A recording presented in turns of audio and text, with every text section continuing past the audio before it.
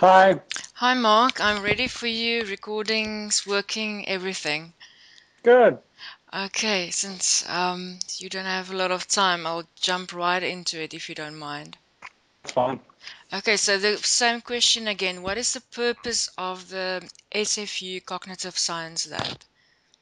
The Cognitive Science Labs, where we do our research, do research in learning, attention, in particular, how people learn to pay attention to the things that are relevant for the decisions and tasks that they're doing. Um, it's, it's a lab that involves, so we've got people from, from philosophy, from psychology, from computing, all sort of working together on these projects.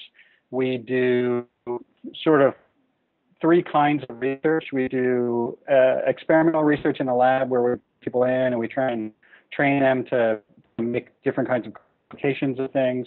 And we use eye tracking to try and understand how their attention to various elements that the sources of information that they're given changes across learning and what's sort of involved in that. We also do computational modeling of those processes. So we build models that essentially simulate how humans learn to pay attention to things.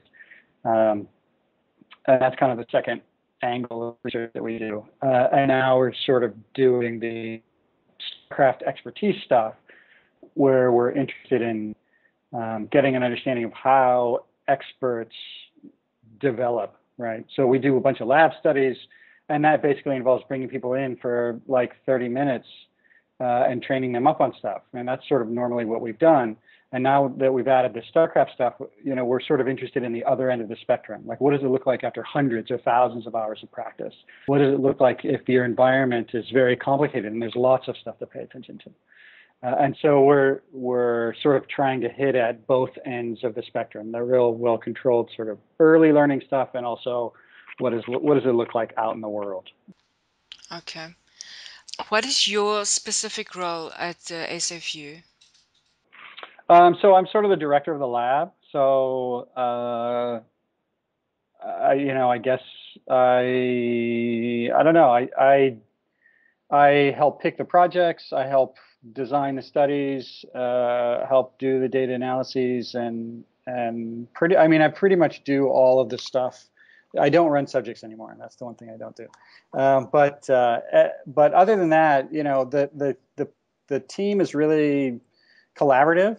So, yes, it's sort of my name on the grants and it's my name on the lab and it's, I'm sort of the director in that sense. But really, it's a very collaborative research environment and we'll do projects that other people suggest and we all work together to do the research that we do. That brings me to how did your interest in StarCraft 2 come to be? Where did it come? Where did you see it? How did you notice it? Right. Well, we somehow got interested in playing StarCraft One. Like somebody came in and said, "Oh, I play this game and it's kind of fun," and installed it on a bunch of the computers in the lab, and so we sort of picked it up there, just like as a fun sort of lab social thing. Scientists playing games. Yeah. Well, some scientists are just geeks that have grown up, right? So So, so it's perfectly natural for us to, so we just, hang out and would play every now and again. And Oh, that's awesome. yeah, and that was just, and I never really thought too much about it as an As a avenue for study research. project. Yeah, as a study project. I mean, because it's pretty different than a lot of the stuff we've done. But when StarCraft 2 came out, of course we, everybody got a copy and we started playing StarCraft 2. And then I realized that StarCraft 2 replay files have all the actions that you play in game. And in particular, they have where the screen is at any one particular time. So it gives you the map coordinates of where the screen is looking. And as a sort of an visual attention researcher, that immediately caught my attention. I was like, oh, like here we spend a lot of time and energy using eye tracking, and it's very complicated and intensive. And here we have essentially eye tracking for free, right? All these replay files have that information And sort of it's embedded. how you could have access to thousands of them. That's right. So that immediately changed the game uh, of how expertise research, in some sense, can be done. I mean, expertise research is really hard. Like if you look at the expertise literature, what you see is a bunch of studies, and they'll have like Chess. 15, yeah, chess, or there's studies on all kinds of different things. Chess, marksmanship, any sport that you can But name it's has all expertise. it's not such in such a quantity. It's not in such a quantity. The measurement problem was really hard, right? Like if you want to measure, you know, it, if you want to measure like a tennis player's serve, like that requires special equipment and it's Oh complicated and you have to yes, go out and to with sports StarCraft you just have it there on the and with screen. StarCraft you just Yes. have it there. So the thing that makes expertise research very difficult is actually sort of solved for free by the replay file. And that allows us to do something that hasn't been done before in expertise, which is to look at a lot of points of expertise. Like typically, in an expertise study, it's like a few experts and a few novices, and you take some measurement and you show, well, look, the experts are better than the novices, Yeah. right? But here And, you and could discover why. here we can discover why, because in the replay file is essentially all the data. I mean, it's enough to produce, we're currently working with models now that have 25 or 30 different variables. And there's no analog to that in any of the other research studies, right? There's nothing that allows that much access to that many different kinds of variables. And we have data from all the different leagues, and we're also Hmm. getting pro games too. And so, we have sort of 8 different points. So instead of just expert and novice, we have a whole The whole continuum. scale. Yeah, the whole scale, or a much better access at the whole scale. Okay. I mean, it would be great if we could get access to Blizzard's MMR, the matchmaking rating that they use to assign people, because then that would be sort of a continuous measure of expertise, and that would work out for us statistically. Would work out for us better. But uh, so so that's what really makes the study innovative and interesting, and sort of worth me and the team, taking a step out of the thing that we normally do to try this sort of new thing, because it's got a ton of potential. I mean, really, nobody's done anything Like this. precisely like. I mean, there've been other studies of replays, like sort of within gaming. And then there's a guy, Josh Lewis, down at UCSD, who just published some brood war analysis, but more looking at it from like a win-loss predicting thing than from an expertise standpoint. Uh, so it's just got a ton of potential, it seems to me, and so it's sort of worth taking the time and energy to try something new, Well, because we are very I honored as gamers that you're doing the study. well, StarCraft's a pretty interesting game. Now I that's think my there's a next lot of question for you is in this game specifically, what makes it so unique for you? What can you elaborate on that? I mean, StarCraft involves It it's very involves a lot intense. of It, cognitive it involves a lot functions. of processes. That's right. I mean, you're constantly looking at the screen, recognizing what's on there, right? So when you see the dance that pro players do, moving their armies back and forth, trying to find the precise engagement, then all of that is involving visual recognition processes. Like what's a good position look like? When do I have it? When do they not have it? Can I win this fight? Right? Should I engage? Bill Chen, one of the guys in the lab, said whenever there's an engagement, somebody's making a mistake, right? And that's a really interesting idea. Is that both players have to look at the armies and say, can I win? Because if your army is just a little bit smaller in SC2, you're dead, right? Like you lose everything and not do much damage, and then it's game over. And so those are really interesting recognition processes. You're also dealing with visual attention processes. So you have to look at a lot of points in the map and be aware of what's going on. You have to look at the mini map and be aware of what's going on, and bounce between all of these different locations. Some of our preliminary findings are looking at how players do these perception action cycles. So we sort of define a perception action cycle as you move the screen someplace new, then you do some things, and then you move it someplace else. And those look very different from novices to experts. It's one of the biggest differences Okay. between novices and experts is that experts really have compressed that window that they need to look at something to a very small amount of time. So they can go someplace else, go to their natural, take a half a second or a second, make a couple of commands, and then go someplace else. So they don't sit any place for very long. And that's seemingly one of the early markers of expertise is just this ability to bounce around a lot and never stay in one spot for very long. And so those are interesting things. So StarCraft really involves a lot of different kinds of processes, and it's a very challenging game. It's a deep game in the sense that you can take the guy in bronze, and then you can say that okay, there's some guy above bronze who can beat this bronze guy 95% of the time, right? And then there's a guy above that who can beat that player 95% of the time. And then there's a guy above that who can beat that player 95% of the time. And you can make a pretty tall stack of these players. And so, something like chess is also like that, right? The best of the best are way, way better than everybody sort of below them.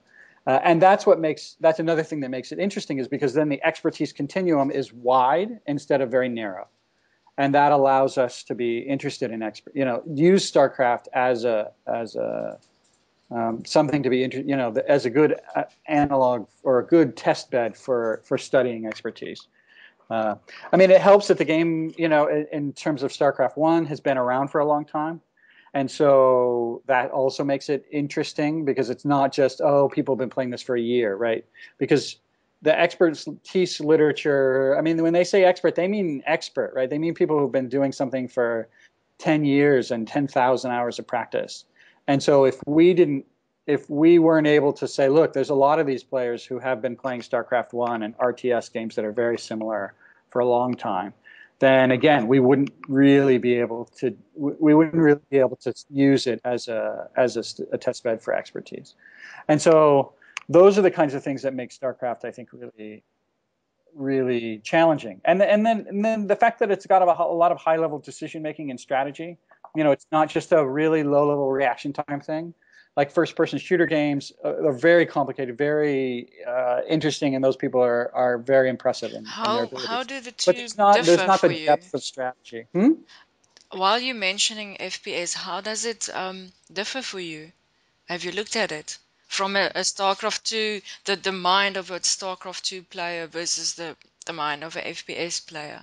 The different skill sets that they need. Yeah. I mean, it seems to me that there's not as much in the sense of strategy and sort of higher level decision making that there is in StarCraft 2. I mean, we haven't done any studies, and this is just sort of me and my impression of FPS. But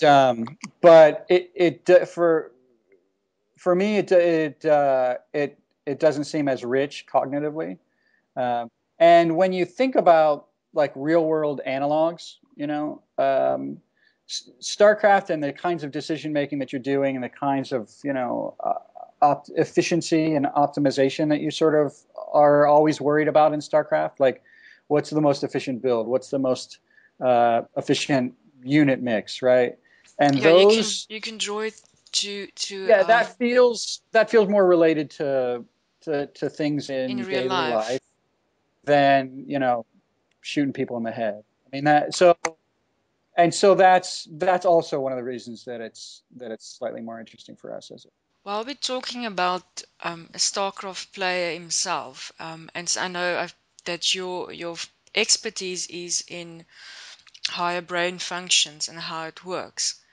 Can you give me, if I take a slice of a StarCraft 2 player's intellectual and cognitive skills that such a person would have to apply when he is in a high level game?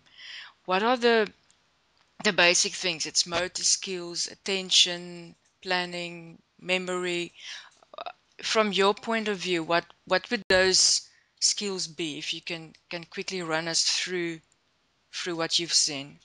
Yeah, well, I mean, I think you just covered it there, right? You have to do planning, and in high level games, the planning is a little different than on ladder in the sense that, you know, there's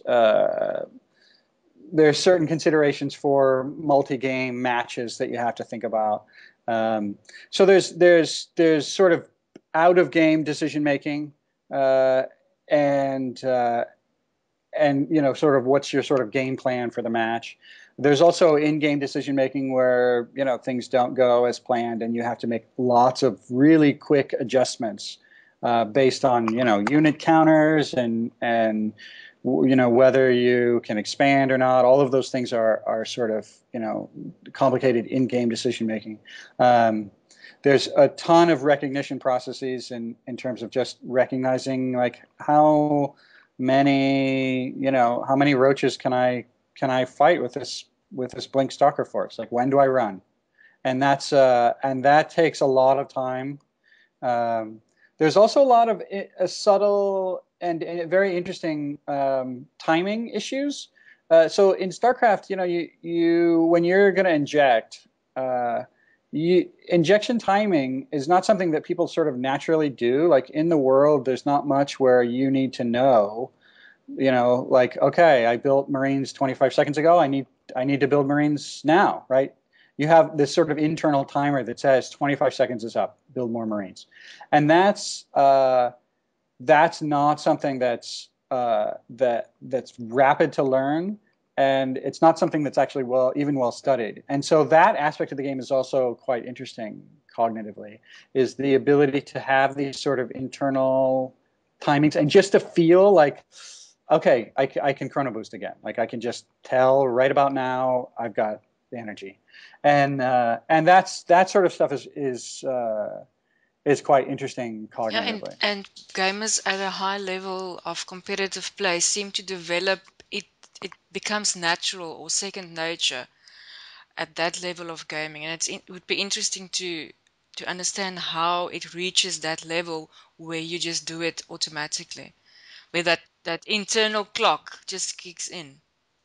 Yeah, I think that's a really interesting line of research. Just trying to assess at what point do people like not even notice, right? So we've got a guy in the lab who's like a master's level player, and he doesn't really notice making probes. Like he's not consciously aware of it. Like he'll know sometimes he'll stop on purpose and be like, okay, I'm stopping probe production for some reason, but he doesn't it's not a conscious thing. And I think a lot of StarCraft is like that, right? StarCraft requires way more cognitive resources than we actually have. So what you have to do is you have to find ways around that. So one way that novice players might get around that is by making fewer units, right? I mean, if you get into a game in bronze or silver, you're likely to face like 40 roaches and nothing else, right? Just nothing but roaches. And that's a way of the lower level players making the game simpler. I don't have to decide you know, I just pick a set of units or mass stalkers or mass whatever. That's why mass strategies are really nice because it offloads. It's some of the complexity of the game is reduced, um, and so it's a lot about that, right? Like, you know, when you get up into the pros don't have to think about anything, and nothing takes very long. So everything is faster and faster and faster and faster. So they can do more stuff and have more units and just scout more and because none of those things, you know, sending a Marine to 3 different bases just to check doesn't really take very much from a pro, but that's a lot of, you know, time and energy from a bronze level player where they could be doing other things. And so that's one thing that we are definitely seeing and that we sort of expected to see. It's just that all of these things that have to happen, they get compressed cognitively. It doesn't take as much cognitive effort to do these things, and so you can do them faster and faster and faster, and that allows you to do so much more, be so much more active, and so that's what it's sort of all about. It's taking all of these cognitive skills and practicing them so much that they just don't take much effort in game, right? You don't have to think about it. I've played a bit of competitive gaming myself, not in StarCraft, in FPS, and it's very true. But at a certain level, it shifts from something you focus on to do to becoming just something that comes automatically, and it frees your effort and your attention to focus on other things that you can do. So it's a very exciting study. That brings me to, obviously you've done this study with the purpose as well that there could be benefits from this research for society. Can you elaborate on if that is indeed so? Can you see any benefits for society? I'm sure there's other jobs that needs higher functioning and attention and all the subjects that you've seen here and how to develop it. Could your study improve that for people? Well, so I would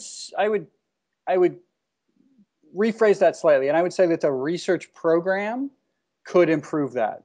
Right now, we have the very first step in the research program, and that's just to take a big uh, grab of a whole bunch of different levels of experience and sort of see what's there, right? What are the regularities that are in that data? How does expertise develop um, in a broad sense? And we don't because we're just sort of grabbing data and we haven't manipulated anything. We don't really have the ability to say much that this is causing that and that therefore this is more important than that. What we have is okay, this is really important at this point, this is really important at that point, and more general things. And then once we've done the first study, we find out, okay, what are the relevant variables? Like what is different between experts and novices? And you narrow that down to a few things. Then you can start looking at how do you train those things? What's the impact of training a particular skill on all the other related skills? So one thing that won't be a huge surprise to StarCraft players is that hotkeys are actually seem to be enormously important, and the ability to use hotkeys, that is the hotkeys that you assign rather than like A for Marine or, one through zero, right? Those, the ability to use those effectively is strongly indicative of expertise, and is one of those things that allows you to do more and more and more stuff. So we can then say, okay, look, hotkey use, the number of hotkeys that you assign throughout the game, or the number of unique hotkeys you use, or whatever. Those are all indicative of expertise. So we want to say, how can we train that earlier, right? So we see a certain level develop at, say, at platinum, you're doing this much hotkey use. Well, let's just take a bronze level player and train them to do that level of hotkey use. And what happens after that, right? What are the implications for that person's game after that kind of training? And can we get them to go from a lower level up simply by focusing the effort on a particular kind of training? And so the training issue, generally speaking, is really important to us. I think expertise is really just it's just training, right? So it's just people who have trained a lot versus people who have not trained a lot. I mean, that's what expertise boils down to a large extent. And so the question is, what kind of training is best? Because I think there are probably people out there who are like stuck in gold or platinum and they ladder all the time and they can't seem to improve. And that's an issue that's true for StarCraft, of course, but it's also true for virtually any highly skilled activity. right? The question is, what is it that you need to train, and what are the implications there? And if we can go in and do studies and target specific things, we do this grab of all the relevant variables, then we manipulate some and see what the influence is, then we could have a template for improving any kind of complex cognitive activity, right? You do a big grab, you find out what the relevant variables are, and then you tweak certain ones that allow these other behaviors to come and come into being, so to speak. Like if you're not using hotkeys, then you simply can't play as fast.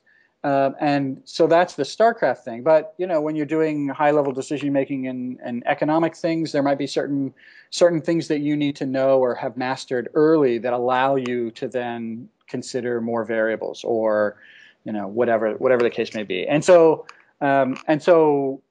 in terms of benefits, I think understanding how expertise develops and understanding how training can influence expertise, and how we can take some sort of system like StarCraft, figure out what the relevant variables are, and then target those, could be broadly useful in a lot of different sort of areas. I can just quickly think of something like someone that uses a command control center for emergency management, or things like that, where you need to quickly make decisions on multi levels.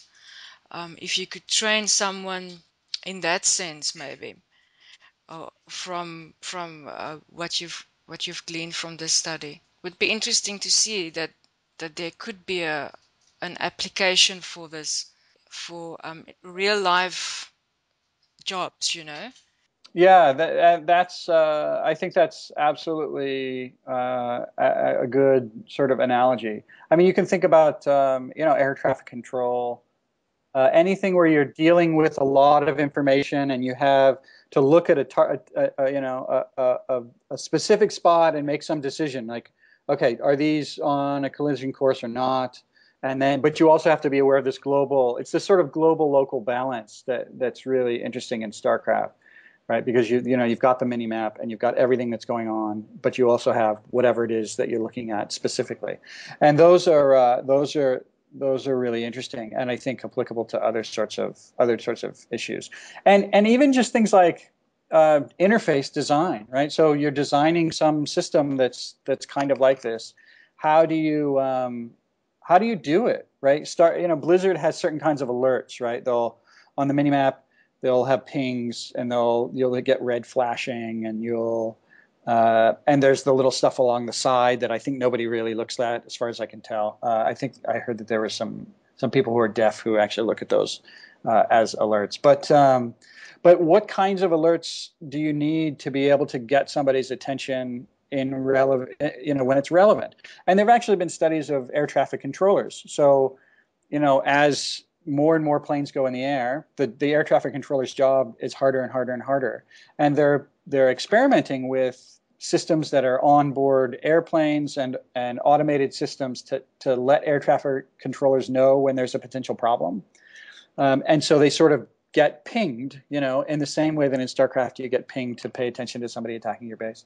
But they're finding that it's really tricky, that if the information is not correct, like in other words, if there's a false alarm, so they say there might be a problem here, but there's really not a problem here, that air traffic controllers actually do worse than if they had never been pinged at all. So if you've got this sort of mixed system where the signals aren't perfectly accurate, then it actually inhibits air traffic controller performance. And so those kinds of things are really interesting to study. But StarCraft is also a useful analogy. And because, in StarCraft we can get a lot of replays, then we have a chance of doing some of that work with StarCraft to point people in the right direction, so that when they go into more specific industries, they can do it efficiently, because it's hard to study air traffic controllers, right? It's hard to get access to a lot of them. It's hard to do big studies with air traffic controllers. But if you can get some ideas from doing StarCraft, then that might save you some energy and allow you narrow it down to more specific sorts of things. And those are important. Yeah. And I also think it's just good game design. Like the more we learn about how people are actually playing these games, the better and better the game design can be. The alerts will be the effective ones, and Are you actually giving feedback to the StarCraft developers? we have taken some tentative steps at contacting Blizzard. So we sent them a little letter and explaining what the project is, and seeing if we can, like if they there's a lot of things they could do that would be enormously helpful for our project, right? Having a good sense of what people's MMR is, or match history, or those sorts of things help us hone what we mean by expertise. Right now, we're just using League, and League is a little messy. Um, so there's a lot that Blizzard could do to make our research a little easier. But there's a lot of benefits to Blizzard, right? Because the game is the game. I mean, Blizzard has a few problems, right? Blizzard wants to keep customers, right? And that's the basic idea. But the game is hard, and so you play single player, and then you get out into multiplayer, and you just get crushed. And so, how do you train people up in a way that gives them some feeling that they're making steady improvement, but isn't boring and playing like 5,000 ladder games, and also doesn't disrupt the pro scene too much? Because you want to have those people at the very top, right? You want it to be balanced for the very top, but you also can't have a game where if you miss a force field, then you against Zerg you die, right? Like expecting somebody who's just come on a multiplayer to get a force field down at the exact time and the exact place that it needs to be is not realistic. And so those players are going to get, killed by, Zerglings, and then that's the end, right? Then they quit the game and go on to something easier. And that's not where Blizzard wants either. And so you have to balance these two things. And having a really good idea of what's going on at all these levels of expertise can help the game designers work with that better. I could also imagine a system. So we're analyzing all these replays, right? But I can imagine setting a system up like that at Blizzard where it automatically analyzes your replays for you. And then, every 20 games we'll say, what the weakest point of your game is your macro. And here's a little, challenge mission that's a fun little game that just targets that exact skill, and it'll just say, oh, hey, this is, you should try out for this. Or you could have a little character that's like some sort of trainer guy that pops Like up and says, your oh, own hey. personal StarCraft tutor. It's an automated StarCraft tutor. That's exactly That right. would And be extremely helpful to new players and better players as well. To have your game analyzed and feedback on it, it would be a tremendous tool. yeah, and I think there's a lot of very subtle strategic things that no replay analysis is ever going to get. So human coaches are not in danger But it's of not losing something jobs. that's really available though. But that's right. It's not widely available, and And you would, if you're a pro player, you would want to keep your cards close to your chest. yeah, So yeah, this would that's be right. really awesome. I'm almost finished here. Just two more questions. What has your experience been like with the StarCraft 2 community? The community is fantastic. I honestly think I don't really know what we've played StarCraft, and I've been on TeamLiquid.net for a lot longer than we were doing the project. But if it wasn't for people in the community really helping us out at the beginning, like we wouldn't have been able to do what we have done. So Beyonder at TeamLiquid.net was really helpful in crafting some of the early posts that we had that encouraged people to play. There were people on Reddit who were very kind at the very beginning, and so the community support has been amazing. And honestly, I don't. Maybe I'm wrong here, but I don't see that research on other games would be as easy because the community support wouldn't be there. And StarCraft's really interesting. Like you get a wide variety of people who play StarCraft. So I did this post. I immediately got emails from other cognitive science people who play. I got an email from a particle physicist who wanted to help us analyze data. I got an email from an editor at the journal Nature, which is one of the top scientific journals in the world, who was like a cardiologist and was an reviewed articles there for them. But he also played and was in gold and was a sort of a proud. So there's a nice mix of people who are sort of more established and you might not think of as being gamers. And those, having those people, email and offer support was actually really helpful. Like even though we don't obviously need a cardiologist on the project, it's helpful for us just getting some support and people just saying that it sounds cool and that they're willing to help out makes it a lot easier for us to pitch the project to other people and so forth. So without the community, we wouldn't really be able to do what we do. And it's even getting better. Like we just a couple of weeks ago, playhem.com. I don't know if you know Playhem.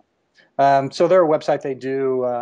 They do online tournaments, and there's literally a tournament every single day, and there's tournaments at all different leagues, which is nice to give the low level players a chance to play in tournaments and have fun and do the same sort of things that the pros are doing. And so, but they're giving us access to replays in their database. So, our initial study here is about 3,500 replays, which is a lot and the largest expertise study ever. But Playhem just gave us access to over 150,000 replays, which is sort of a mind-boggling number. Yeah, we're actually going to have to we're going to take a couple of weeks when we're done with this first project and move all of our systems onto the supercomputing cluster that we have access to here in Western Canada. We have this whole consortium called WestGrid, and they have a whole bunch of these big computer clusters. So the one we're on is like almost 10,000 computer cores. So we're going to have to move our stuff there to be able to run the scripts that we need to run because they don't run fast enough for us to really process 150,000 replays otherwise. But anyway, that's it. And that was just totally, PMing some guy on Team Liquid and said, it was like, oh, hey, do you think it's possible to get access to those? And it was very much like a community, for the community, for science sort of thing. I mean, I don't know, it was about the community and not about money or PR or any of that stuff.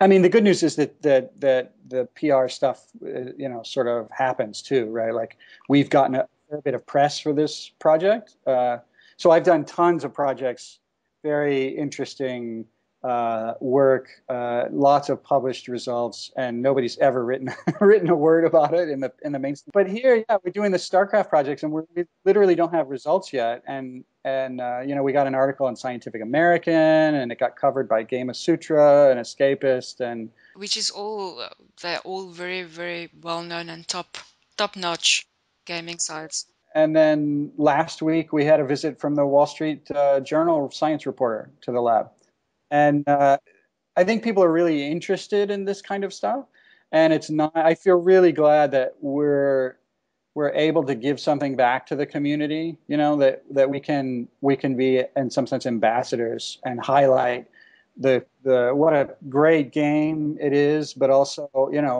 how it's really helping us do some very innovative Well, scientific gaming things. has had a lot of bad press as well, people blaming violent behavior on gaming. So for us, it's just so extraordinary to have someone with your reputation saying, but hey, there's another side to gaming that's positive and that could benefit a lot of people. It's not just hours of wasted time meaning nothing to no one. So you would definitely get the support of the whole gaming community. Thank you, Mark, and enjoy your day and good luck. All the best for the rest of your work. Thanks a lot. Thanks for your interest in the research. Thank you. Bye. Bye.